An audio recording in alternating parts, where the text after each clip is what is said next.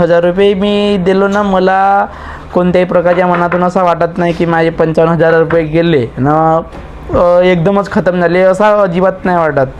कारण मला ज्या प्रकारे इथं ज्ञान भेटत आहे, मला असं वाटते का खूप चांगलं ज्ञान भेटत आहे ना. मला ना तिसऱ्या दिवशी CPU रिबॉलिंग कशा पद्धतीने करायचं हे दोनदा फेल झाल्यानंतर अजून त्याने सांगितलं कसं करायचं काय करायचं सांगितलं ना. मग ज्या दिवशी माझा CPU डन झाला ना, इतका मला मनातून चांगला वाटला ना, मी सांगू नाही शकत बाबा. बहुत चांगला वाटला मला.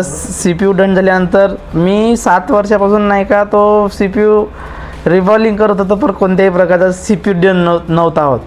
पण इथं आल्यानंतर नाही का CPU जेव्हा डन झाला ना, तेही माझ्या मोबाईलतून काढून नाही का, तेव्हा मला खूप चांगला वाटला.